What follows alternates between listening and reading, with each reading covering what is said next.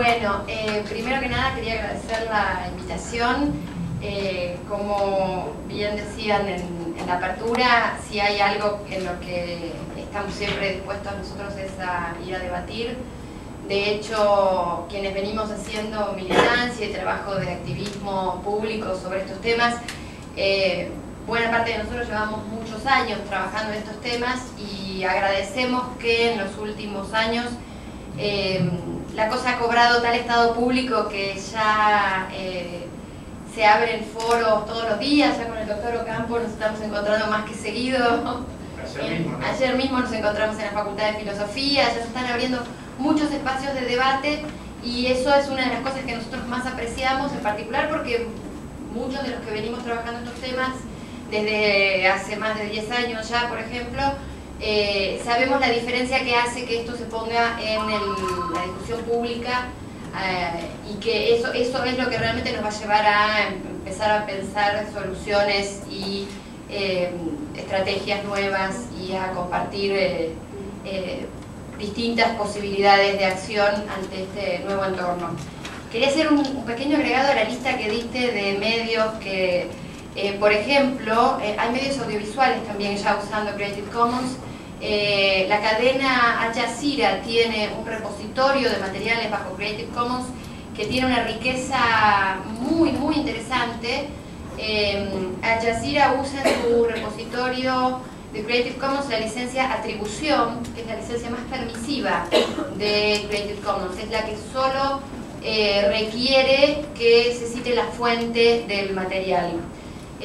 Permiten usos comerciales de este material, permiten que esos materiales se usen para lo que uno quiera, siempre y cuando cite la fuente.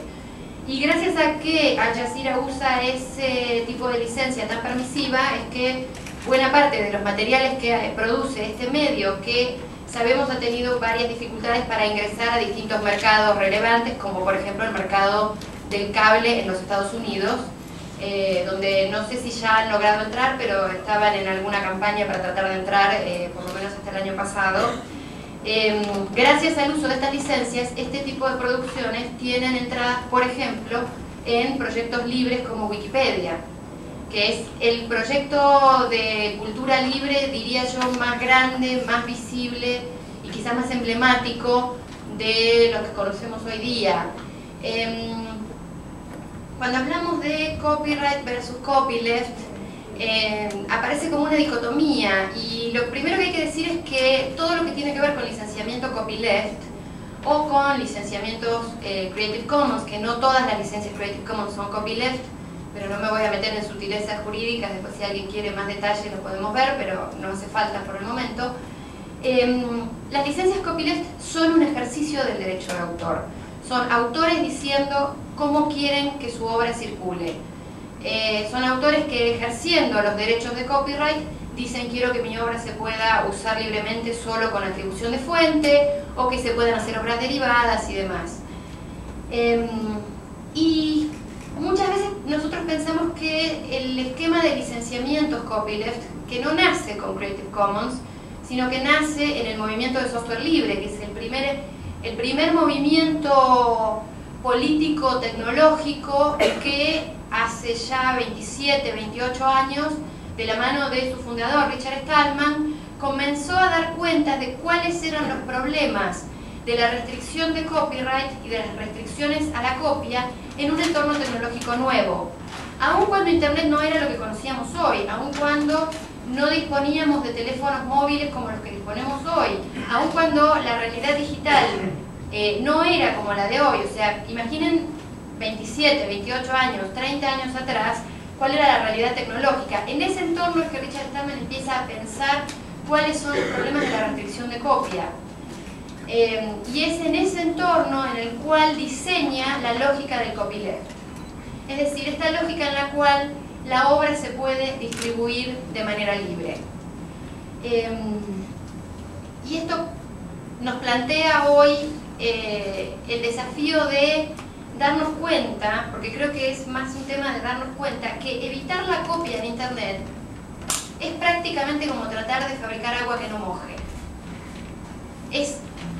ya lo dijiste vos antes, todo en Internet es una copia y toda la lógica del mundo digital es la copia, la circulación de la información es la copia. Aquello que vemos en la pantalla de nuestra computadora no es otra cosa sino una copia de algo que está alojado en un servidor remoto. Por más que pensemos que nuestro correo electrónico va de mi casilla de correo a la casilla de él, lo que llega a él es solo una copia. Y esa lógica es la que le da a este mundo, a este entorno digital, la dificultad intrínseca de frenar la copia. ¿Cómo frenamos la copia en un entorno donde todo es una copia? Esa es una pregunta que hace y que está rebanándole la cabeza a todos aquellos que siguen pensando que el modelo de negocios va a ser posible restringiendo la copia. Yo tengo una mala noticia para quienes todavía piensan eso. Eso no va a ser posible. O por lo menos no va a ser posible sino con un costo altísimo. Que yo creo que ni siquiera estas mismas personas que están a favor de restringir la copia, pensando en Wikipedia tenemos un postulado que siempre asumir buena fe del otro lado. Asumiendo buena fe del otro lado, creo que aquellos que quieren restringir totalmente la copia no deben entender todavía lo que eso significa.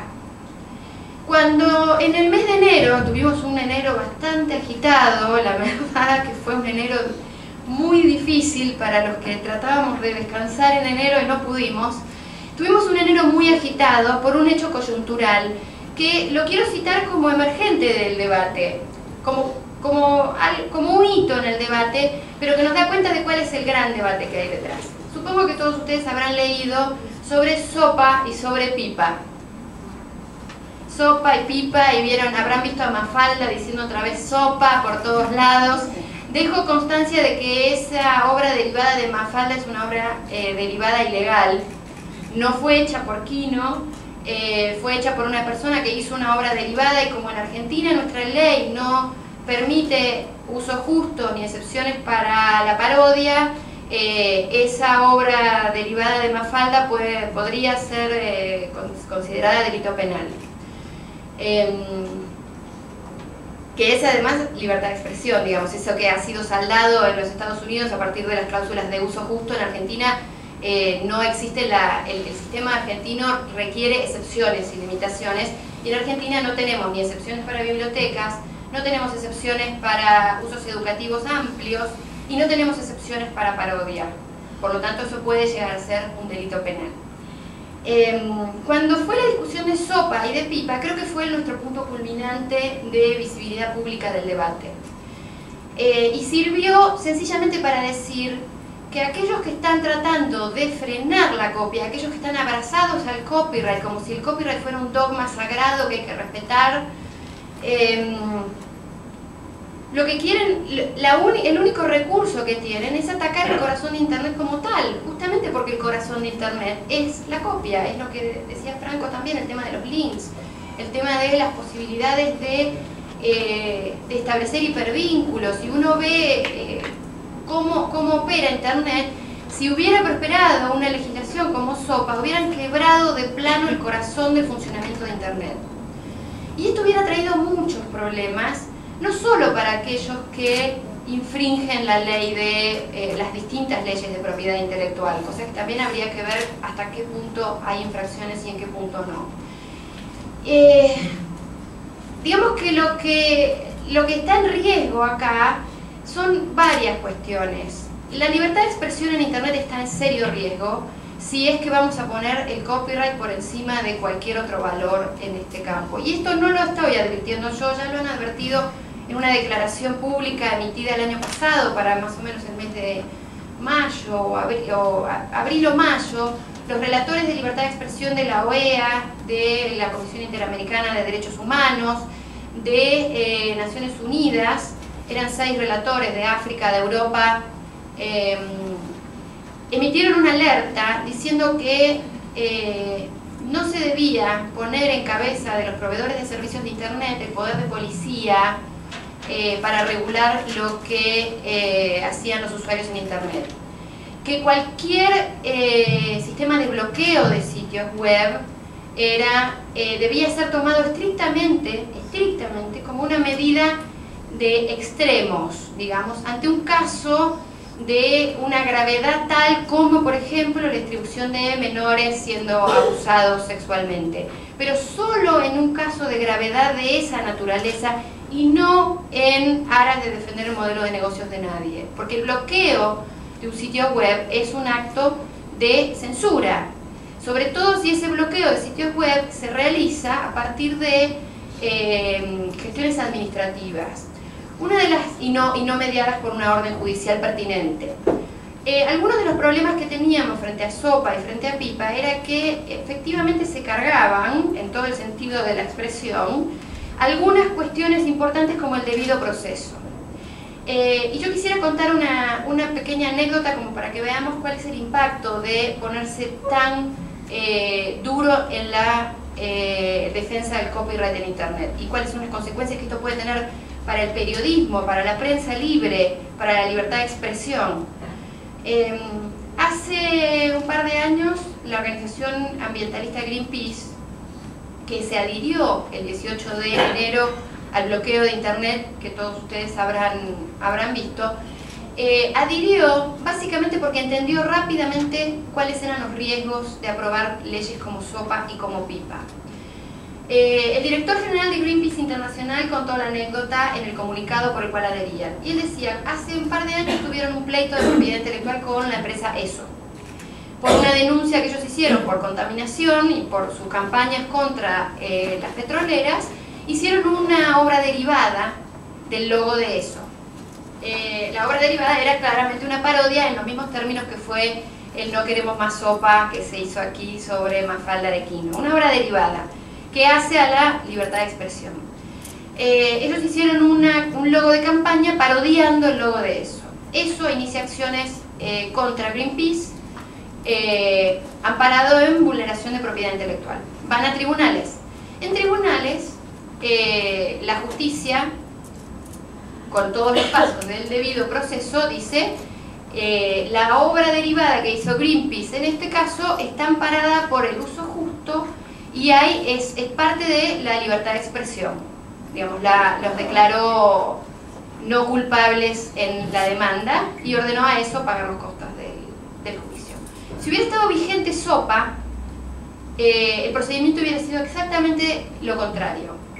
ESO hubiera podido apelar a una autoridad administrativa que en el plazo de 5 días hubiera debido enviar órdenes a todos los proveedores de Internet para que bloqueen el acceso a ese sitio, hubiera ordenado, por ejemplo, a Google que desapareciera de sus búsquedas el sitio de Greenpeace, hubiera tenido que ordenar a Visa, Mastercard, PayPal y otros sitios, otros medios de pago que bloqueen las cuentas de donaciones para Greenpeace, y todo esto con un trámite rápido administrativo basado en violación de propiedad intelectual.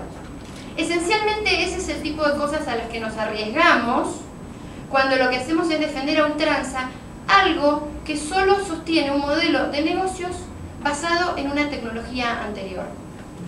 La ley 11723 y el sistema de copyright en general, el sistema de propiedad intelectual en Argentina, no es viejo por su antigüedad. No vamos a hablar de que la Convención de Berna data de 1886 y que la ley argentina data de 1933 y que ha sido modificada con sucesivas artículos y agregados y parches de todo tipo, sino que son leyes y son lógicas anacrónicas para el tiempo que corre. Cuando uno estudia historia de la propiedad intelectual, cuando uno hace análisis económico de la propiedad intelectual, lo que debe entender es que estos sistemas jurídicos son construcciones sociales con un objetivo, que es promover la difusión, promover la publicación, promover la posibilidad de que los autores se independicen de los distintos medios anteriores. No hubo siempre copyright. El copyright es un fenómeno de la modernidad, es un fenómeno de la imprenta propiamente dicho, es un fenómeno que tuvo su tiempo, que cumplió sus servicios y que hoy día, por lo menos quienes militamos fuertemente en el campo de la cultura libre, creemos que ya es hora de darle la jubilación y empezar a pensar en otros modelos. Y no por viejo, sino por anacrónico, sencillamente, porque ya no está cumpliendo con las metas de difusión social. Sería como pensar que queremos un sistema jurídico que fomente la publicación prohibiendo la imprenta. Esa es la lógica, la nueva, ayer no sé si fue el doctor Ocampo el que lo dijo en la mesa, o si fue Trinchero, el decano, alguien dijo anoche en la mesa que Internet ha sido un fenómeno tan revolucionario o más que la imprenta.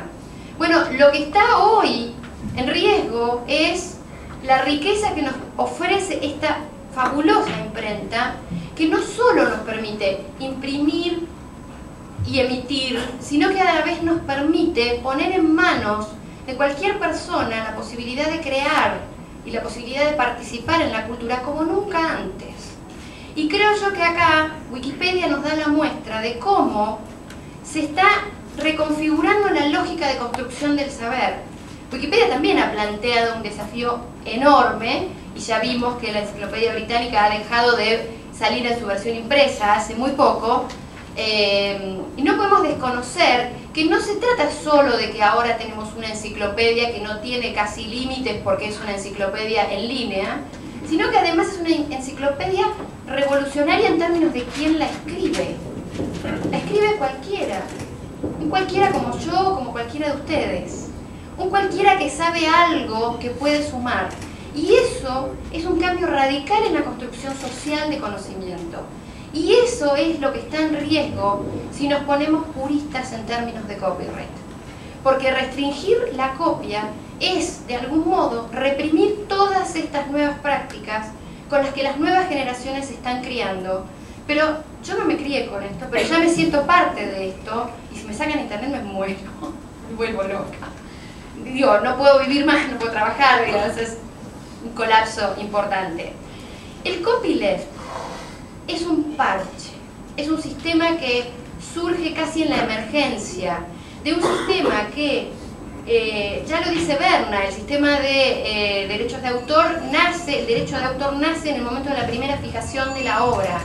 Por lo tanto, toda obra que está contemplada dentro de este derecho, independientemente de lo que el autor quiera, está cubierta por este derecho. Por lo tanto, el copyleft es una herramienta que nos emancipa de todos los derechos reservados para poder intervenir en las nuevas formas de producción cultural de un modo novedoso. Pero no es otra cosa que un parche a un sistema que necesitamos cambiar de plano.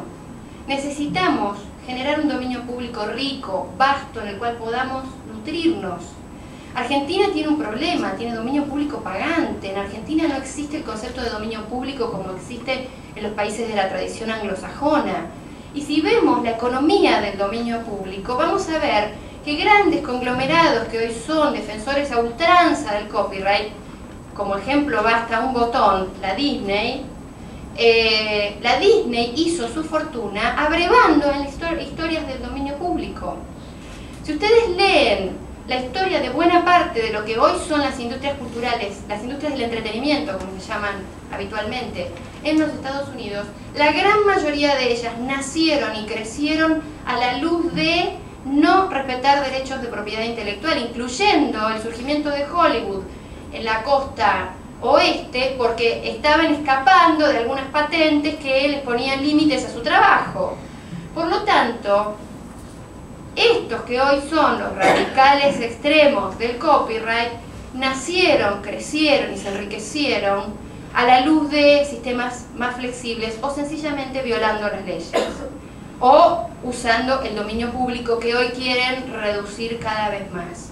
Si nosotros queremos que en nuestro país haya una cultura más rica, más diversa, más amplia, con más libertad de expresión, con más posibilidades de decir, dejemos de ahogar a aquellos que están innovando, a aquellos que están desarrollando cosas nuevas, a aquellos que están experimentando, dejemos de usar el aparato represivo del Estado, como es la justicia penal, para perseguir a innovadores, como estudiantes que hacen sitios como Cuevana, por ejemplo, y empecemos a pensar cómo podemos aprovechar esta gran imprenta, que creo que el nombre de imprenta le queda corto, para potenciar los bienes sociales que queremos. Los bienes sociales no son necesariamente el negocio de un sector. Los bienes sociales son más y mejor comunicación para todos y todas.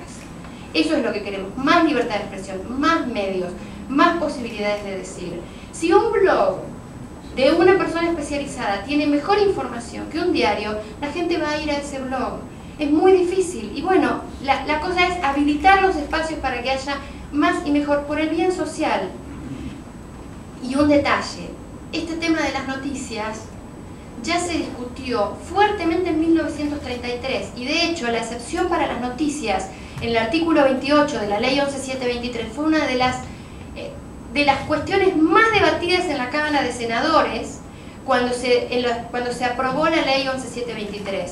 Y ya los que redactaron la norma decidieron a favor de la libre circulación de información.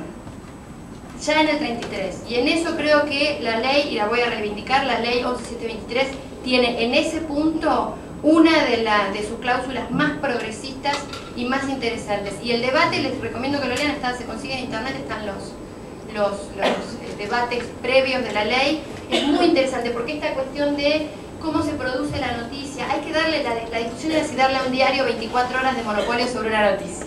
Esa era una de las posibilidades, de decir, bueno, tiene 24 horas y así, porque si no el diario produce la noticia y el otro la lleva inmediatamente. La discusión se saldó a favor de no va a haber monopolio sobre la noticia como tal y se va a poder circular libremente. Esto creo que es una de las mejores cosas que tiene la ley 11.723 y el día que logremos abrir la puerta para una modificación integral de esa ley, esa va a ser una de las cosas que yo me voy a parar a defender a la hora de escribir una nueva ley. Muchas gracias.